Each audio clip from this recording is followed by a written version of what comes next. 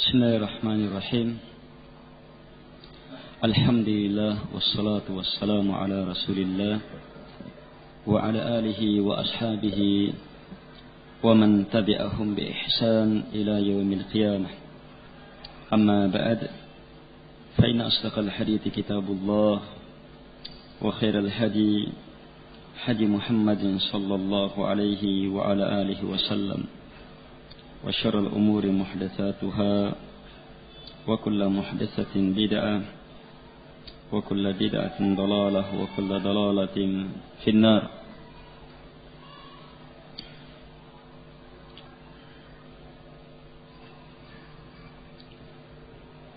Kita lanjutkan hadisnya. Rasulullah sallallahu alaihi wasallam bersabda selanjutnya, wa qala tsalits, berkata yang ketiga, Allahumma sta'jartu ujara. Ya Allah, Allahumma, saya telah menyewa ujara, orang-orang sewahan, buruh, pekerja. Fa'ataituhum ajrahum, dan saya telah memberi kepada mereka gaji mereka. Ghaira rajuli wahid, kecuali satu orang. Tarakal ladilah wa dhahabah, yang satu orang tidak diberi sebab dia tinggalkan gajinya. Dia tidak ambil dan dia pergi. Mungkin marah atau apa. Fatammartu ajrah, maka saya kembangkan ajrah, gajinya. Saya jadikan gajinya bertambah. Sebab orang ini seorang pengusaha. Dia mempunyai jalur-jalur penghasilan yang sudah jelas. Gaji orang ini diambil, dia masukkan, cepat berkembangnya.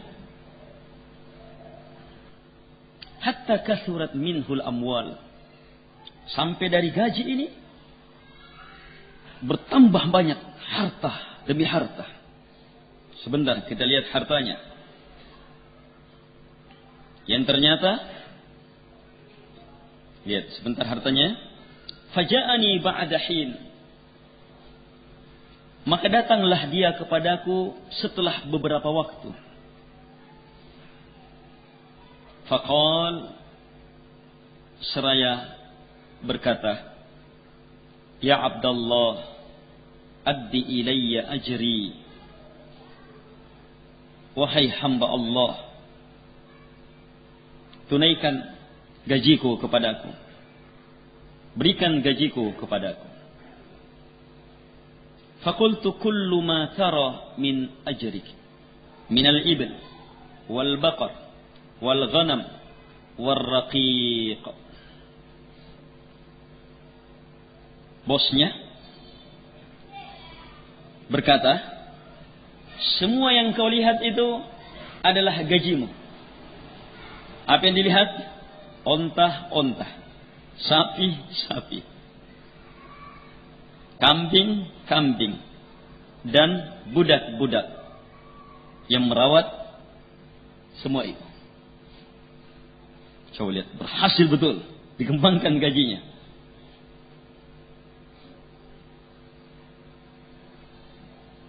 Si buruh ini berkata, ya Abdullah, la tastahzi' bi. Wahai hamba Allah, jangan kamu bermain-main sama saya. Jangan kamu olok-olokkan saya. Sebab dia tahu gajinya hanya seberapa. Ternyata gaji ini luar biasa banyaknya. Si bos pun mengatakan, la astahzi' bik. Saya tidak mengolok-olokkan kamu. Dengan kesungguhan dia katakan. Akhirnya, fa'akhadah kullah. Fastaqah. Falam yatruk minhu syai'a. Si buruh ini mengambil seluruhnya. Dia giring seluruhnya. Dia tidak tinggalkan satu pun. Setelah itu si pengusaha tuan ini pun berkata, Allahumma, ya Allah, in kuntu fa'altu dzalika batigha'a wajhik. Sama ya, semua kalimat terakhirnya itu sama. Terkhusus awalnya, ya Allah, pakai Allahumma. Jika saya melakukan hal itu semata mengharapkan wajah-Mu, fafruj 'anna ma nahnu fi. Maka selamatkanlah kami dari apa yang kami berada padanya. Famfarajatis sahrah fakharaju yamshun. Maka batu besar itu pun bergeser. Mereka pun bisa keluar berjalan. Muttafaqun alaih. Kalau orang yang pertama nampak jelas kehebatan bakti kepada kedua orang tua. Orang yang kedua nampak jelas takutnya kepada Allah Subhanahu wa taala yang mampu mengalahkan cinta syahwat yang sudah mengakar, yang diikat dalam berbagai perkara, dan kerelaannya melepas harta itu membantu sepupunya, semuanya semata mengharapkan wajah Allah Subhanahu wa taala. Nampak pula pada hal yang kedua, lelaki yang kedua, iffah, penjagaan kesekian yang didasari karena takut kepada Allah Subhanahu wa taala. Adapun lelaki yang ketiga, coba cermati. Orang ini buruhnya. Tentunya yang namanya bos, gampang saja. Harusnya dia marah dulu. Kenapa kamu pulang? Kenapa kamu pergi? Kenapa kamu tinggalkan sendiri? Kan dia sendiri yang pergi, tinggalkan gajinya. Baru kemudian datang, meminta. Yang namanya bos kan punya kekuatan untuk membentak ya. Kalau pemimpin itu biasanya punya kekuatan untuk membentak, memarahi. Tapi ini tenang dia. Kemudian perhatikan gaji ini. Seorang yang sudah terlalu amanah sudah. Ketika gaji ini dia simpan. Iya kan? Selesai. Kalau dia datang selesai. Ini kehebatan amanah sudah ini. Tapi orang ini bukan sekedar amin, orang yang sangat amanah. Tetapi kesempurnaan amanahnya bersamaan dengan kesempurnaan baiknya dia. Dia tidak haramkan gaji buruhnya untuk bisa terlibat dalam usahanya sehingga bisa berkembang. Dia menginginkan kebaikan lebih kepada buruh-buruhnya. Hartanya masih tersimpan. Oh, tidak apa. Tidak mengapa kalau saya kembangkan harta ini bisa lebih banyak. Supaya dia datang, mengambil gajinya lebih banyak lagi.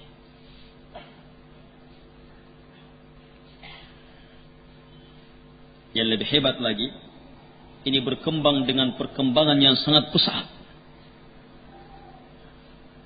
Kalau saya tanya, seandainya dia mengambil bahagian, boleh? Dia mengambil bahagian? Boleh saja. Dia yang punya usaha.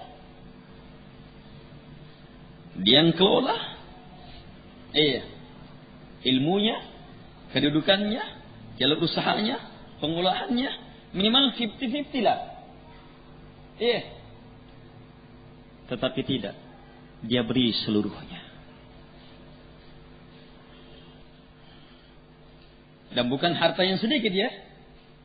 Ada orang yang ambil seluruhnya. Gajinya 100.000. Dia kembangkan jadi 1 juta. Apa 1 juta. Sementara dia punya miliaran. 1 juta itu kecil. Tapi ini luar biasa. Semua yang terlihat. Onta demi onta kita tidak tahu berapa jumlahnya. Sapi demi sapi kita tidak tahu berapa jumlahnya. Ternak-ternak kita tidak tahu berapa jumlahnya. Kambing-kambing. Lengkap dengan budak-budaknya. Orang ini pun tidak permisi juga. Tidak terima kasih juga. Terima kasih ya. Iya, terima kasih bos. Iya. Tidak ada ucapan itu. Langsung diambil semuanya. Dia giring semuanya. Selesai. Karena kesempurnaan dalam memberi. Dia tidak menyinggung-jinggung itu. Sebab apa? Dia sudah sangat yakin. Ada yang mengalahkan seluruh nikmat harta ini. Mengharapkan wajah Allah subhanahu wa ta'ala. Ini kondisi orang merasakan nikmat. Mengharap wajah Allah. Puncak kenikmatan di dalam surga. Ini kesempurnaan amanah yang berlipat dengan kesempurnaan kebaikan. Yang berlipat dengan kesempurnaan iffah. Kesempurnaan wara yang sangat sempurna.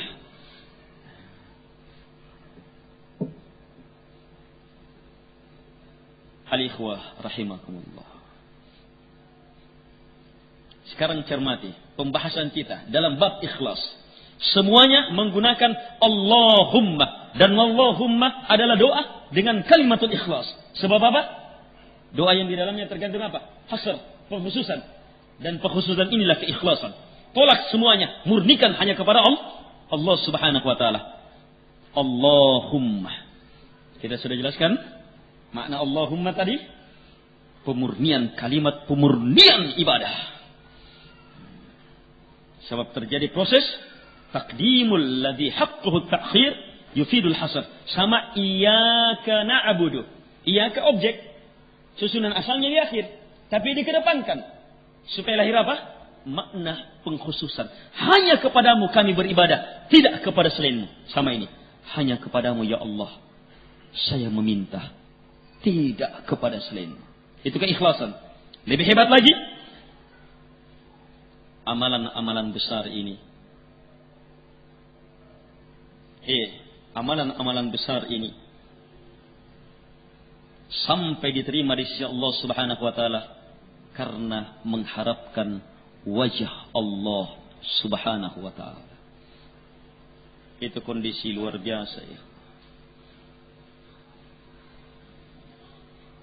Kondisi si penggembala sudah capek berkeliling mencari rumput, kembali memerah, menanti dengan payah, begadang lagi, tidak mengeluh, tetap di dalam hatinya wajah Allah yang diminta.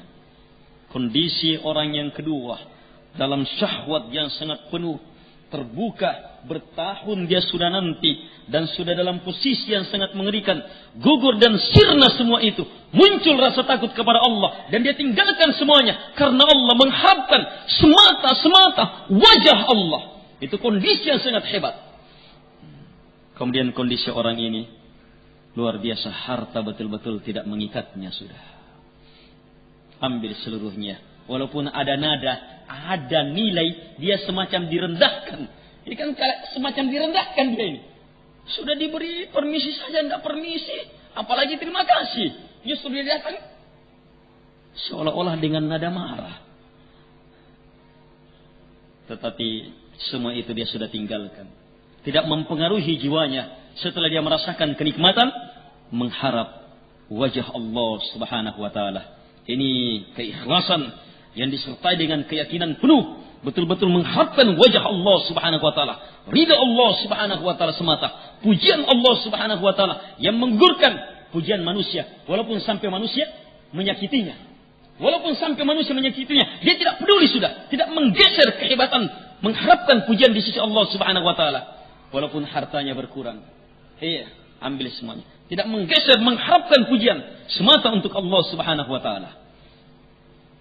Inilah jamaah yang menyebabkan kehebatan doa ini. Cermati lebih dalam. Amalan ini betul-betul sangat hebat karena mengharapkan wajah Allah. Kehebatannya kita bisa lihat dari dua sisi. Sisi yang pertama, di saat amalan ini terlaksana. Sisi yang kedua, di saat amalan ini terpakai dalam doa. Amalan ini kan sudah selesai. Sudah selesai teramalkan karena Allah. tersimpan di sisi Allah Subhanahu wa taala. Ternyata kehebatan amalan ini masih bisa terpakai untuk menjadi penyelamat dari bahaya. Hebatnya amalan ketika diperuntukkan semata untuk mengharapkan wajah Allah Subhanahu wa taala. Ini kekuatan apa ini? Al-ikhwah rahimakumullah. Lihat lebih dalam. Setiap dari mereka mengatakan,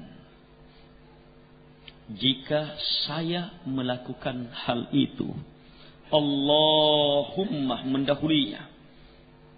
Kemurnian permohonan. Kemudian disusul dengan jika saya melakukan hal itu semata mengharapkan wajahmu. Kenapa ada kata jika? Padahal di awal mereka sepakat berucap, tidak ada yang bisa menyelamatkan kita kecuali bisolihi a'amalikum. Amalan kalian yang terbaik. Sepakat mereka harus memilih amalan yang terbaik. Karena itu mereka memilih amalan yang paling betul-betul ikhlas. Yang mereka betul-betul harus yakin.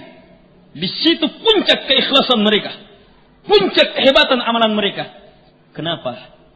Di saat mereka perhadapkan di hadapan Allah, mereka mengatakan, jika saya melakukannya ya Allah, karena mengharapkan wajahmu. Padahal ini amalan yang sudah terpilih. Harus dalam posisi yakin. Harus dalam posisi yakin. Ini yang terbaik. Ini yang paling ikhlas. Tapi kenapa kata jika ada? Seolah-olah ragu. Ini adalah sifat orang-orang yang sempurna imannya. Yang sadar bahwa sehebat apapun amalan mereka, tetap mereka tidak menjamin diri mereka. Mereka tidak menjamin diri mereka. Justru kehebatan amalan akan semakin melahirkan takut kalau amalannya tidak diterima. Justru kehebatan amalan semakin melahirkan kondisi hamba untuk tidak menjamin dirinya dan terus mengharap kebaikan di sisi Allah Subhanahu wa taala. Al-ikhwah rahimakumullah.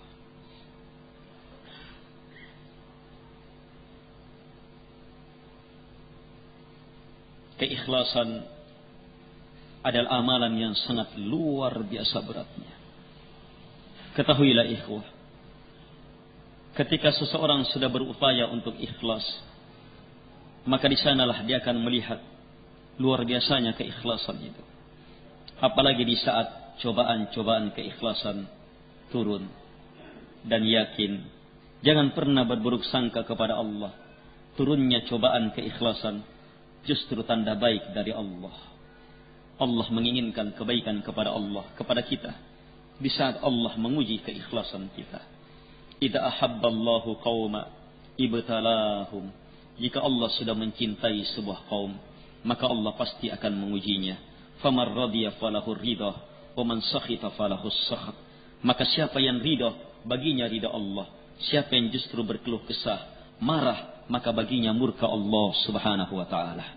Al-ikhwah rahimakumullah. Kita sudah menjelaskan keikhlasan ini ternodai oleh penyerahan ibadah kepada selain Allah Subhanahu wa taala.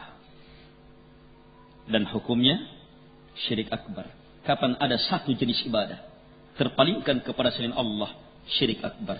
Kalau begitu, orang yang ikhlas adalah orang yang memperuntukkan ibadahnya murni hanya kepada Allah, selamat dari siapapun juga selain Allah.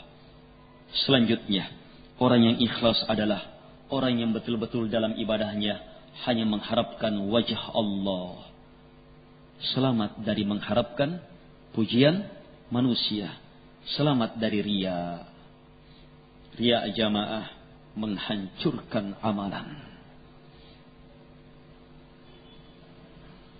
Ada orang yang riya menyeluruh. Dia menginginkan pujian, dia menginginkan manusia melihatnya. Itu yang menjadi maksud amalannya dalam seluruh amalannya. Ini riya ghalidhah. Riya yang tebal. Riya yang hukumnya kafir, keluar dari agama. Seperti riyanya orang-orang munafikin. Ini riyanya orang-orang munafik. Jelas? Ini hukum riya yang pertama. Yang kedua,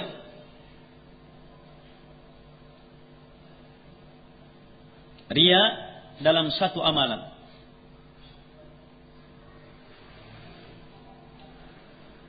Dan garis bawahi, amalan yang paling berat ajakan riya di dalamnya adalah amalan yang mempunyai efek manfaat lebih besar manfaatnya. Seperti sedekah.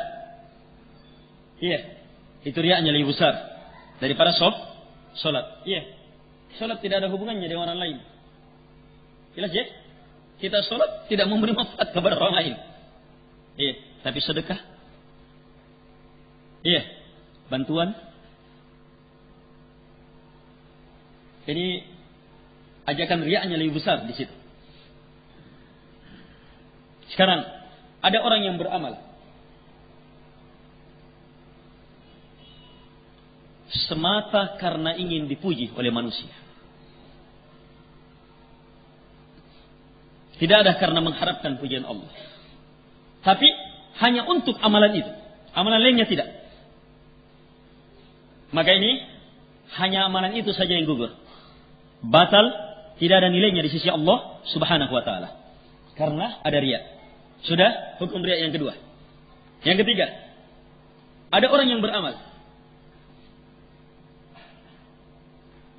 dengan dasar mengharapkan pujian Allah, ridha Allah, dan bercampur mengharapkan pujian manusia pula. Tercampur ini. Kalau yang tadi dalam satu amalan semata mengharapkan pujian manusia. Kalau yang ketiga ini dalam satu amalan dia mengharapkan pujian Allah dan sekaligus ada dalam niatnya, ada dalam keinginannya mengharapkan pujian manusia. Bagaimana hukum amalannya? Hukum amalannya pun batal. Allah berfirman dalam hadits qudsi, Ana aghna syuraka minasy-syirk. Man asyraka ma'i ghairi taraktuhu wa syirkah. Kata para ulama, ini kalimat umum. Saya yang paling tidak perlu terhadap sekutu. Siapa yang melakukan sekutu, syirik terhadap siapapun juga, saya akan tinggalkan dia dengan sekutunya. Ini sehubungan erat betul dengan riya. Mengharapkan pujian selain Allah Subhanahu wa taala dan waspadai pujian wanita. Waspadai pujian wanita. Ini menyebabkan banyak lelaki yang mempunyai kekokohan di dalam hati gugur dan rontok. Lenyap dan sirna. Karena hatinya sudah terikat mengharapkan pujian wanita. Nabi sampai memberikannya contoh dalam contoh niat yang salah bergandengan dengan dunia. Awim ra'ah yang kihuha, atau wanita yang akan dinikahinya. Hukum yang keempat, riya. Dia beramal dasarnya mengharapkan pujian Allah. Di tengah amalan muncul ajakan riya. Ini gimana hukumnya? Beda ya yang ketiga. Kalau yang ketiga, memang di dasar sebelum dia beribadah memang ada keinginan mengharapkan pujian Allah dan bercampur dengan mengharapkan pujian manusia. Kapan campuran mengharapkan pujian manusia ada dalam asal ibadah? Perhatikan kalimat asal ibadah. Kapan ada mengharapkan pujian manusia? Gugur ibadah itu. Itu riya.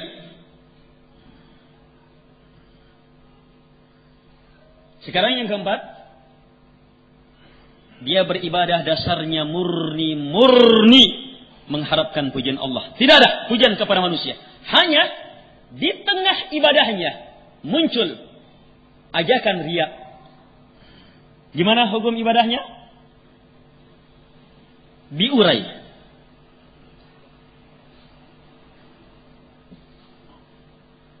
Uraian yang pertama, kalau dia melawannya,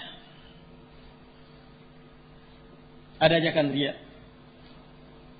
dia lawan. Tapi ajakan ini menguat, dia lawan, dia tidak mau terima, dia lawan sampai selesai ibadah dan dia tetap menolak hal itu. Yang seperti ini selamat ibadahnya, sempurna ibadahnya, bahkan mendapatkan pahala bermujahadah menghadapi riya.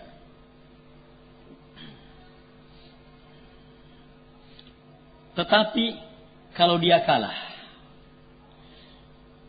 dasar ibadahnya murni harapan Allah, kepada Allah, pujian Allah, tidak ada pujian manusia.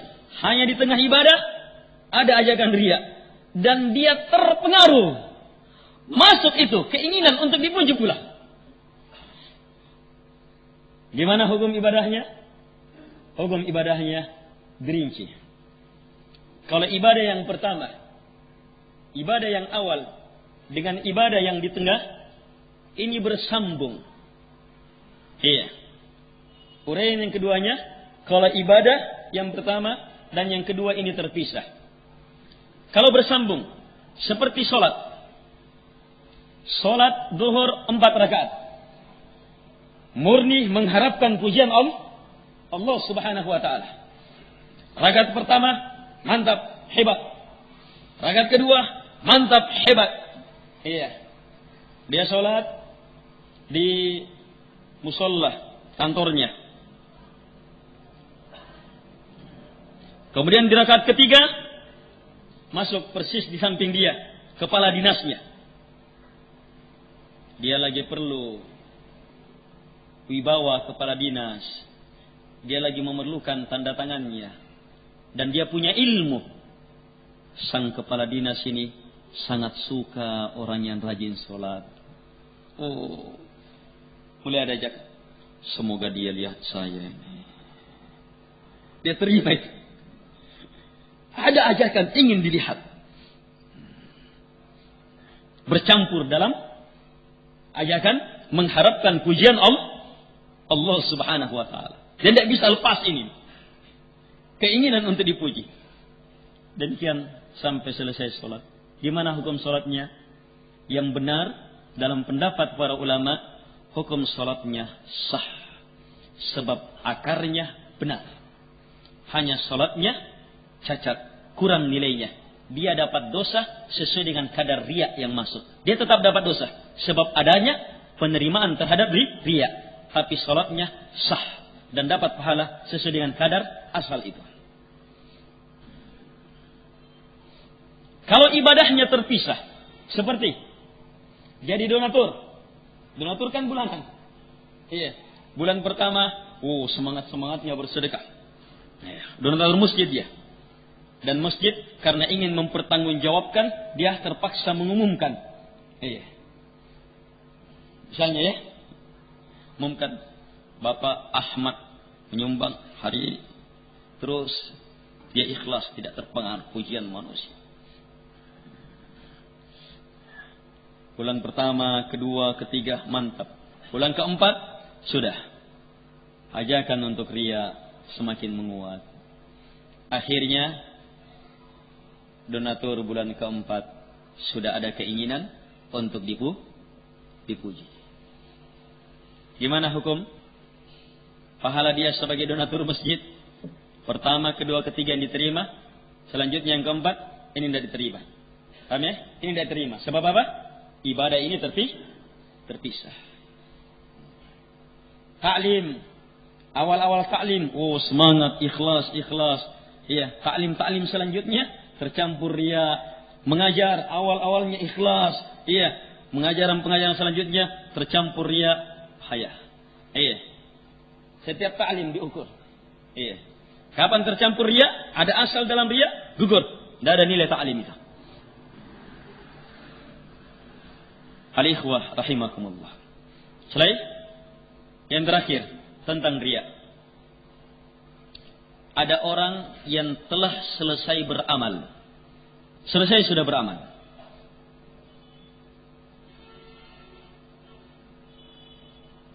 Amalannya amalan yang baik. Amalannya disaksikan oleh kaum muslimin. Kaum muslimin yang melihat kebaikan amalan itu memuji orang yang beramal. Pujian ini kemudian sampai kepada orang yang beramal itu. Dia senang dengan pujian itu. Gimana? Dia senang. Berarti dia suka pujian manusia. Gimana hukum amalannya?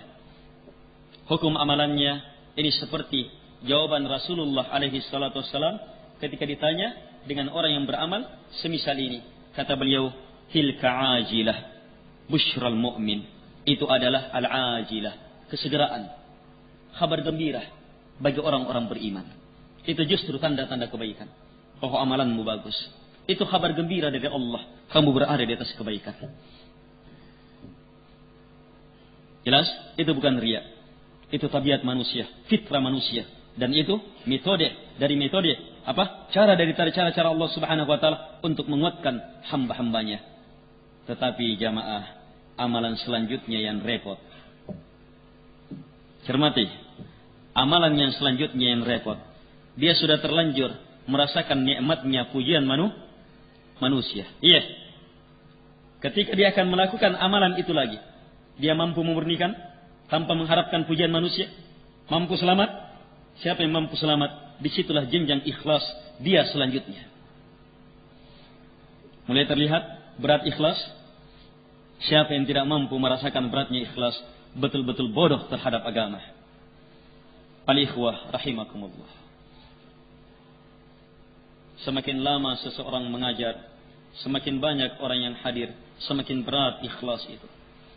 Cobaan, goncangan membuat seseorang ingin lari dari pengajian. Seandainya seseorang memahami perkara keikhlasan itu. Cobaan dan godaan yang membuat seseorang mau berhenti mengajar. Ini saja sudah sangat mengerikan.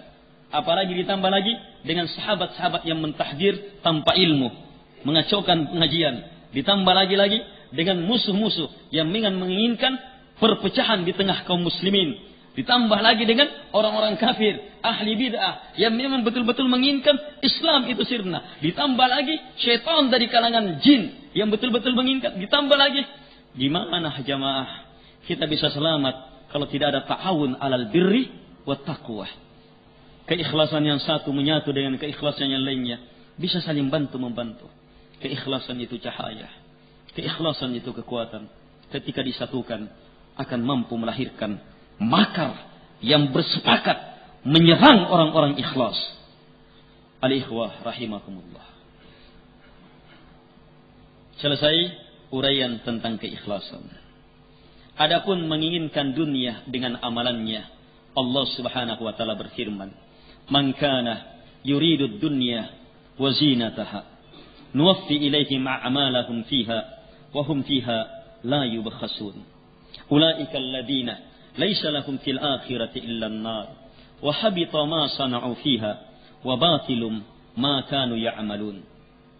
Sebelumnya uraian saya tentang riya tadi itu ada disebutkan dalam kitab Tauhid, dalam Fathul Majid. Hanya uraiannya terputus-putus.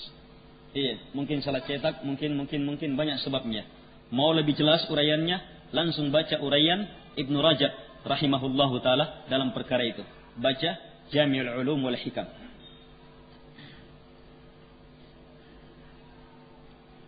Adapun hal yang kedua, menginginkan dunia dengan amalannya, maka Allah telah menggariskan dalam firman-Nya. Man kana yuridu dunya. Siapapun yuridu. Ini lafaz dari lafaz niat, ikhlas. Siapa yang menginginkan dunia, wazinataha, dan perhiasannya. Dia inginkan dengan apa? Dengan amalannya. Dapat kita lihat dari kalimat selanjutnya. Nuwaffi ilaihim a'malahum fiha. Maka kami akan penuhkan untuknya amalan-amalannya di dunia. Berarti yang dia inginkan apa? Dia menginginkan dunia melalui amalannya. Ini amalan-amalan soleh. Masuk di dalamnya amalan-amalan soleh. Dia menginginkan dengan amalannya, amalan-amalan solehnya, dunia. Maka kata Allah Subhanahu wa taala, "Ulaikal ladzina laisa lahum fil akhirati illa an-nar." Mereka lah orang-orang yang tidak akan mendapatkan di akhirat kecuali hanya api neraka. Mereka inginkan dunia dan bahasanya kami beri, kata Allah, sepenuhnya sesuai dengan amalannya. Tetapi di akhirat mereka lah orang-orang yang tidak mendapatkan bahagian kecuali hanya api neraka.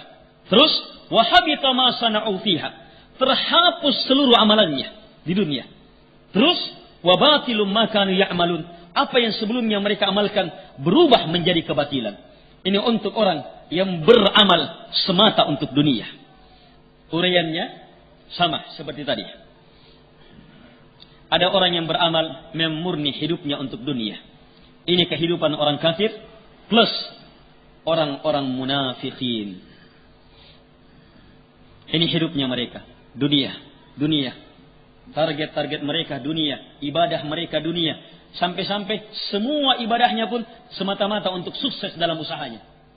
Sedekah-sedekah mereka, semuanya semata-mata untuk sukses. Lihat pamflet-pamfletnya, doa untuk sukses, bersedekah, ibadah untuk sukses, ibadah untuk berhasil usaha, semuanya untuk dunia semata. Ini hidupnya orang kafir.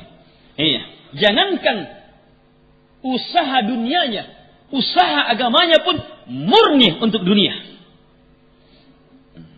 Akhirat tidak mempunyai nilai dalam hidup mereka.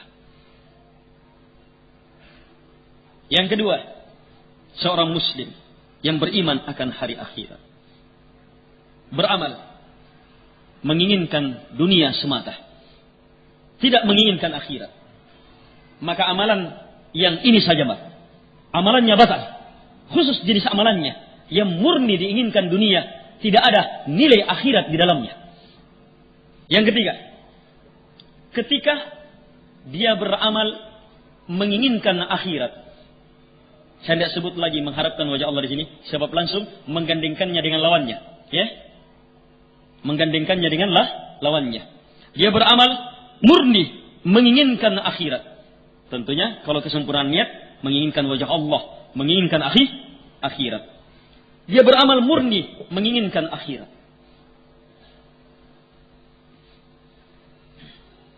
Ada keinginan itu, menginginkan akhirat, tetapi bercampur menginginkan dunia dalam asal ibadahnya. Seperti dia ingin haji, mengharapkan pahala di sisi Allah, dan sekaligus ingin berdagang. Masih di Indonesia dia sudah ada keinginan itu. Berarti apa? Ini niat yang menjadi asal niat. Apalagi sudah disertai di dalam kopernya lengkap barang dagangan sudah. Sebab di saat haji itu jangankan pedagangnya, peminta-mintanya pun kaya raya. Peminta-mintanya pun luar biasa, kaya raya. Sebab minimal 1 rial sudah berapa ribu? Sementara jadi manusia, jutaan manusia. Dan di saat haji jamaah, semangat manusia untuk memberi itu luar biasa.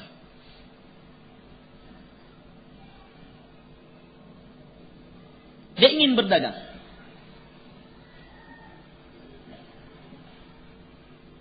Orang mengajar, ada gaji.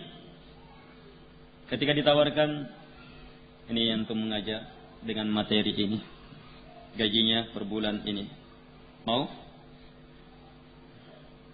Gaji? Ada keinginan juga dapat gaji? Iya. Ada keinginan untuk dapat gaji, mengharapkan akhirat, tapi ada juga keinginan dapat gaji. Jadi imam, gaji sebulan sekian, kamu jadi imam. Ada keinginan terhadap dunia? Iya, ada keinginan terhadap dunia. Gimana hukum amalannya? Padahal asalnya ini ada, di asal ada. hukum amalannya sah selama dunia yang dia inginkan adalah dunia yang halal dan sejalan dengan petunjuk agama. Dia berdagang, dagang halal, dan tidak ada larangan mengharapkan kebaikan di saat haji. Bahkan Allah perintah, Allah tuntunkan dalam Al-Quran, tidak mengapa mengambil kebaikan. Orang mengajar, dapat gaji, dibenarkan dalam agama. Menjadi imam, dapat gaji, jadi muadzin. Ini pekerjaan yang berhubungan dengan masyarakat. Apa jadinya masyarakat kalau tidak ada yang mengatur? Jadi imam, mengambil azan. Justru mereka-mereka yang lebih baik. Mereka kalau ditetapkan sebagai pegawai, mereka lah pegawai yang menentuti kedudukan tertinggi harusnya. Sebab apa? Tanggung jawabnya terbesar.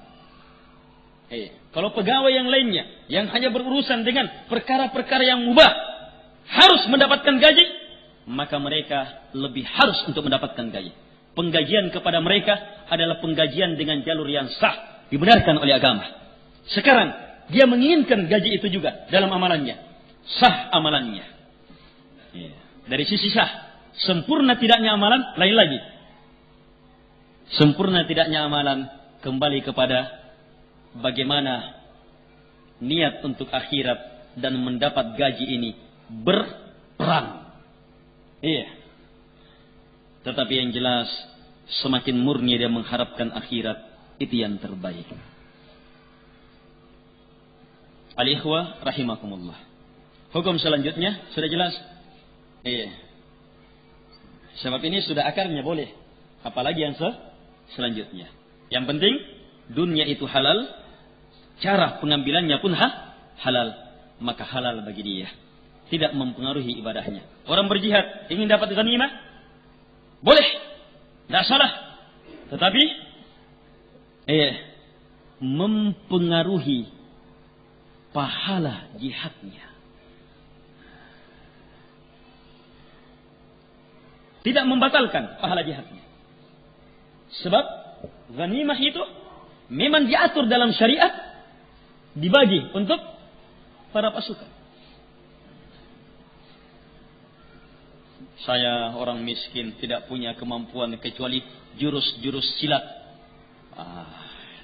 Saya tidak punya kemampuan kecuali hanya kehebatan memanah. Ya, gimana saya memenuhi kebutuhan anak istri saya? Oh, ada penggajian dalam jihad. Maju. Penghasilannya justru dalam berjihad. Boleh. Tetap mengharap ridha Allah, menginginkan akhirat.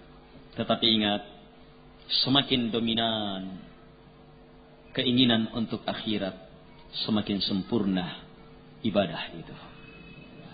Selesai uraian sedikit tentang keikhlasan. Terakhir, itu selesainya, ini ekornya. Ketahuilah ikhwah, keikhlasan itu adalah mengikhlaskan 3 hal utama yang merupakan kekuatan keikhlasan. Keikhlasan cinta kepada Allah, keikhlasan harapan kepadanya, dan keikhlasan takut semata kepada Allah Subhanahu wa taala. Itulah keikhlasan. Dari awal kita hanya menjawab ikhlas kepada Allah. Apanya yang mau diikhlaskan? Kalau saya tanya, apanya yang mau diikhlaskan? Cinta, harapan, dan takut. Penjelasan yang terakhir ini justru inti pembahasan dalam Al-Quran. Sebab di sini rahasia dari rahasia suratul Fatihah. Alhamdulillahi Rabbil Alamin. Itu ungkapan cinta. Sebab hamdun, pujian yang dasarnya cinta yang hebat. Ar-Rahmanir Rahim, kalau kita yakin Allah yang maha merahmati, maha mengasihi, maka pasti akan lahir harapan. Malik Yaumiddin, kalau kita betul-betul kokoh di atasnya, pasti akan lahir takut kepadanya. Setelah itulah lahir kalimat keikhlasan. Iyyaka na'budu. hanya kepadamu ya Allah kami beribadah. Ibadah apa yang kita murnikan kepada Allah? Ibadah murni semata mencintainya, tidak karena lainnya. Murni semata mengharap apa yang ada di sisinya, bukannya lainnya.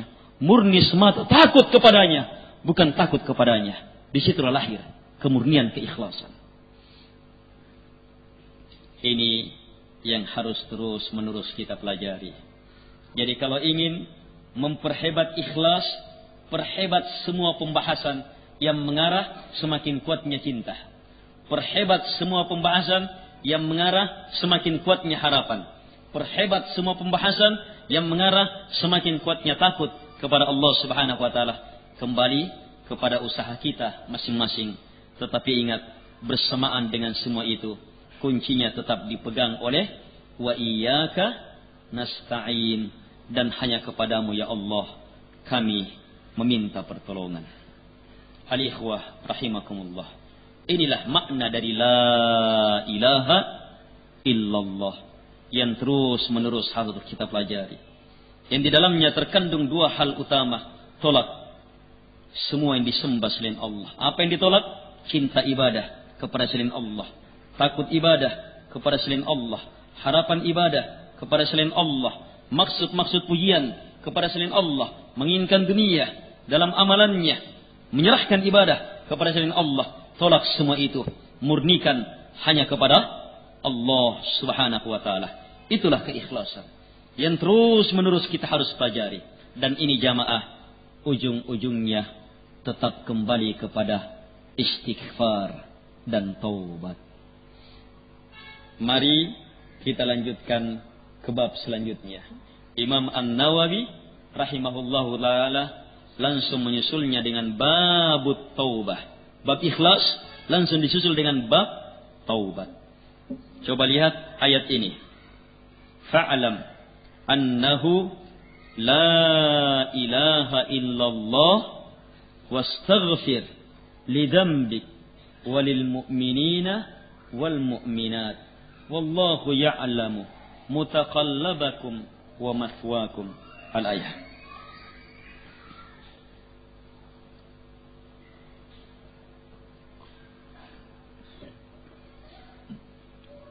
Allah Subhanahu wa ta'ala berfirman kepada nabinya, memerintah nabinya, fa'alam, maka ilmuilah.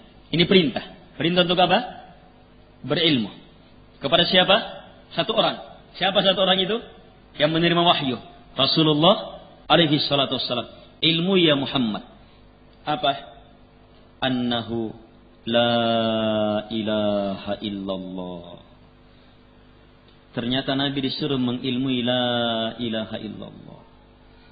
Menyusul perintah kedua, wastaghfir, dan mintalah ampunan lidambik, terhadap dosa-dosamu, walil mu'minina wal mu'minat, dan terhadap dosa-dosa lelaki-lelaki yang beriman dan wanita-wanita yang beriman, sampai akhir ayat.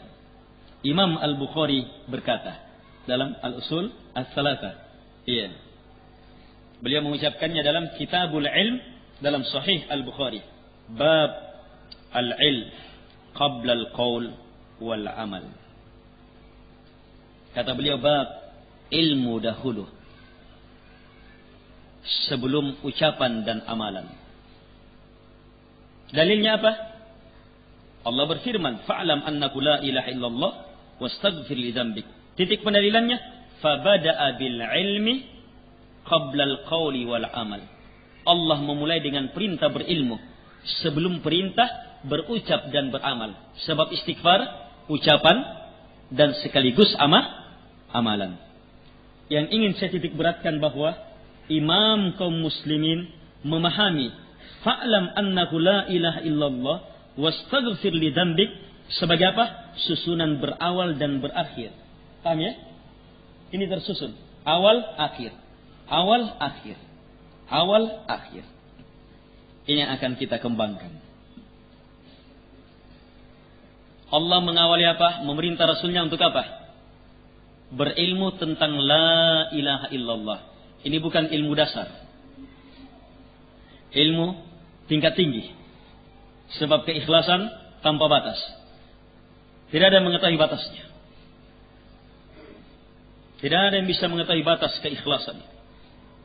Sehebat apapun keikhlasan kita, sehebat apapun perwujudan kalimatul ikhlas, la ilaha illallahnya kita, sehebat apapun penghambaan kita, ketauhidan kita, ketakwaan kita, sehebat apapun, tetap masih ada yang lebih hebat dari itu. Karena itu Rasulullah SAW yang sudah sampai dalam posisi apa? Ini kan sudah jadi Nabi dan Rasul. Bukan ayat yang pertama ini. Dan sudah banyak sahabat yang menerima la ilaha illallah, meyakininya, mengamalkannya, mendakwahkannya, selamat dari syirik, di atas keikhlasan. Tapi kenapa Nabi disuruh mengilmuinya lagi? Dan ilmu ini wajib.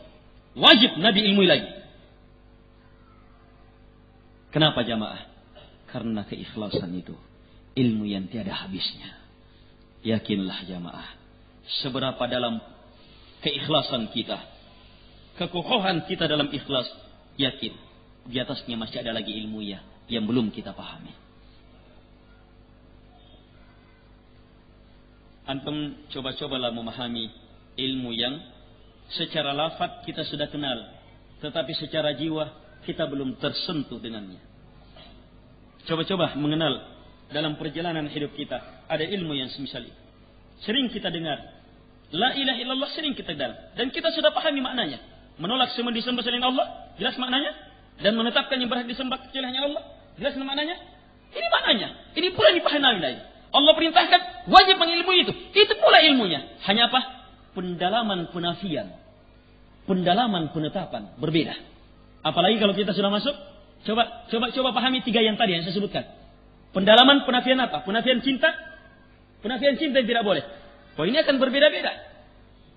Akan semakin mengantar hamba untuk memahami mana cinta-cinta yang tidak boleh. Yang sebelumnya dia belum ketahui bahwa itu cinta yang tidak boleh. Mana harapan-harapan yang tidak boleh, yang harus dia nafikan. Mana takut-takut yang haram, yang akan merusak la ilaha illallahnya, yang sebelumnya dia belum pahami. Tetapi dia sudah pahami, harus menolak semua sembahan ibadah. Semua cinta ibadah. Tetapi dia belum paham bentuk-bentuknya. Terus harus diilmui. Dalam menetapkan pun demikian. Tetapkan cinta, harapan. Ini berjenjang-jenjang jamaah. Saat ini kita menghadiri majelis ilmu. Ada cinta. Ada harapan. Ada takut. Kalau ada, itulah keikhlasan menghadiri majelis ilmu. Tetapi cinta orang berbeda-beda. Harapan orang berbeda-beda. Takut seseorang berbeda-beda. Dari uraian singkat ini saja sudah menunjukkan fa'alam. Harus terus berilmu. Nabi diperintah untuk terus mengilmui la ilaha illallah. Jangan tajakan. Hebatnya Nabi sudah dalam berla ilaha illallah ini. Dalam mewujudkan la ilaha illallah. Dalam kesempurnaan mujahadah di atas la ilaha illallah. Jangan tanyakan sudah. Tetapi ternyata ujung-ujungnya tetap perintah apa? Wastaghfir, istighfar. Terhadap kesalahanmu. Dan kesalahan orang-orang beriman. Lelaki dan wanita. Artinya jamaah. Sehebat apapun la ilaha illallah seseorang. Maka ujungnya adalah astaghfirullah. Harus mengarah kepada ilmu. Cermati betul. Banyak kekeliruan di sini. Cermati betul. Ini arah pembahasan tauhid kita. Kemanapun arahnya, ujungnya harus mengarah kepada istighfar. Jenjang istighfar. Jenjang kesadaran hamba mampu melihat cacat pada dirinya. Coba lihat Allah mengatakan, lidambik, minta pengampunan terhadap dosamu. Langsung dosa Nabi yang disebut oleh Allah dulu. Padahal berapa dosa Nabi? Apa dosa Nabi? Berapa? Tetapi tetap Allah tekankan. Dirimu dulu. Baru walil mu'minina wal mu'minat. Ini metode dalam melihat kesalahan. Diri dulu. Sebelum orang lain. Dan kemana arahnya? Lahirnya istighfar. Coba cermati. Puncak la ilaha illallah. Semakin benar la ilaha illallah seseorang. Semakin benar tauhid seseorang. Pasti mengarah kepada semakin mengenal cacat pada dirinya, semakin beristighfar. Kalau tidak jamaah, salah la ilaha illallahnya, atau benar makna uraian la ilaha illallahnya, sebab kitab-kitabnya kitab-kitab yang benar, tetapi maksud dia mempelajarinya yang salah, sehingga melahirkan kondisi penghambaan yang salah.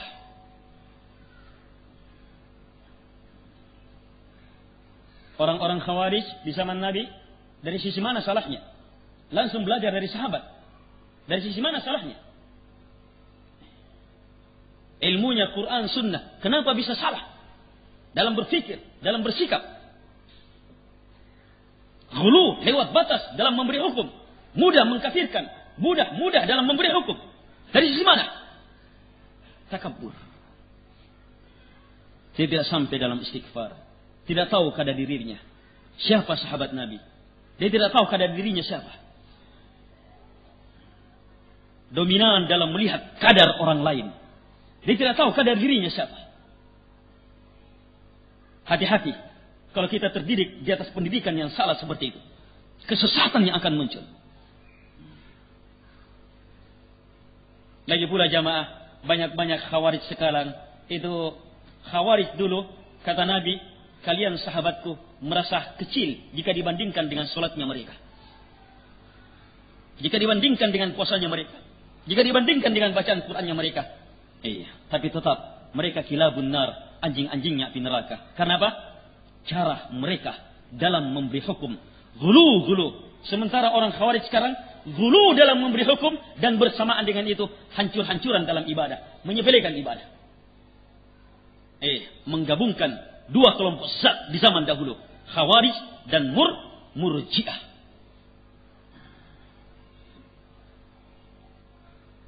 Al-ikhwah rahimakumullah, fa'lam annahu la ilaha illallah wastaghfir lidambik. Sehebat apapun pembahasan la ilaha illallah kita, tauhid kita, penghambaan kita, pembahasan akidah kita, nanti ukurannya benar kalau mengarah kepada istighfar. Kalau tidak, maka belum. Coba lihat contoh yang lebih jelas. Lihatlah perjalanan hidup Rasulullah alaihi salatu wassalam. Bagaimana perjalanan hidup Nabi? Seluruhnya adalah perjalanan perwujudan la ilaha illallah. Perwujudan la ilaha illallah. Sebab Nabi mengatakan al-iman bid'un wa sab'una syu'bah, fa'alaha qaulu la ilaha illallah. Iman 73 sampai 79 cabang dari satu lafaznya, dan setinggi-tingginya adalah la ilaha illallah. Itu artinya apa? Sehebat apapun penghambaan kita, sehebat apapun usaha kita, sehebat apapun amalan kita, sehebat apapun jihadnya kita, sehebat apapun ketakwaan kita, sehebat apapun agama kita, tetap ukurannya tetap merupakan ukuran ketinggian la ilaha illallah. Coba lihat perjalanan hidup Rasulullah alaihi salatu wassalam yang sudah sampai kepada puncak sebagai Nabi dan Rasul di Fathu Makkah. Itu puncaknya? Itu puncak. Makkah berhasil ditaklukkan dengan kemenangan yang sangat luar biasa, tanpa perlawanan berarti. Kemudian setelah itu apa? Manusia masuk ke dalam agama Allah, bukan satu orang, jamaah demi jamaah, kabilah demi kabilah, luar biasa. Kemenangan tiada tandingannya. Kemenangan dalam ilmu, puncak ilmu. Kemenangan dalam amalan, puncak amalan. Kemenangan dalam dakwah, puncak dakwah. Kemenangan dalam kesabaran, puncak kesabaran. Kemenangan dalam takwa, puncak takwa. Puncak kehebatan beliau sebagai Nabi dan Rasul betul-betul nampak di saat itu. Tetapi apa firman Allah menggambarkan hal itu? Idza jaa nasrullahi wal fath. Jika telah datang pertolongan Allah, pembukaan dan pertolongan Allah. Wa ra'aitan nasa yadkhuluna fi dinillahi afwaja. Dan kamu sudah melihat manusia masuk ke dalam agama Allah berkelompok demi kelompok. Apa perintah Allah di saat itu untuk beliau yang sudah sampai kepada puncak yang tiada tandingannya ini? Fasabbih bihamdi rabbika. Coba lihat perintah terakhir. Wastaghfir. Sucikan dan puji Rabbmu. Perintah terakhir. Wastaghfir. Minta ampunan. Inilah perintah Allah untuk puncak kemenangan. Disuruh beristighfar. Disuruh beristighfar jamaah. Siapa yang tidak memahami perkara ini, selamanya tidak akan pernah benar dalam beragama.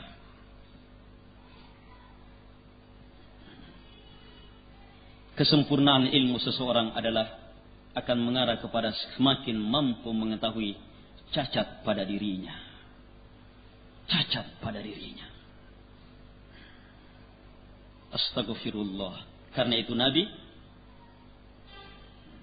dalam sehari beristighfar lebih dari 100 kali. Al-ikhwah rahimakumullah. Inilah istighfar. Lihatlah pelajaran kita. Berapa lama kita sudah taklim? Berapa lama kita sudah mengajar? Berapa lama kita sudah jadi ustaz? Ayo. Seberapa lama kita? Tidak, kita sangat paham. Dan semua orang paham. Yang namanya dakwah ahli sunnah pasti pembahasan tauhid. Pembahasan la ilaha illallah. Pembahasan akidah. Kalau benar semua itu harus sudah melahirkan istighfar. Astagfirullah. Semakin mampu melihat cacat pada diri. Tapi kenapa justru yang banyak muncul? Banyak orang yang sangat pandai mengomentari saudara-saudaranya saja. Sementara cacatnya hampir dilihat oleh ribuan manusia. Salah niatnya dalam belajar.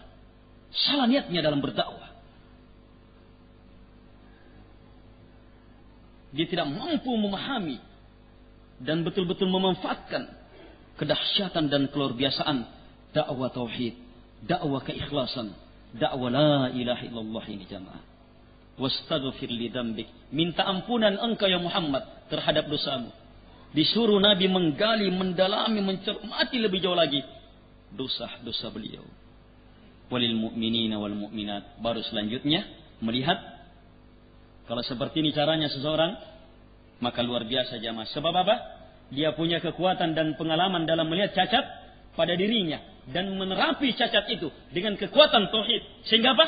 Ketika melihat cacat pada orang lain, yang muncul adalah hikmah dan rahmah, nilai nasihat, dan betul-betul ketika melihat cacat orang lain, dia melihat cacat itu dan betul-betul menjijikkan.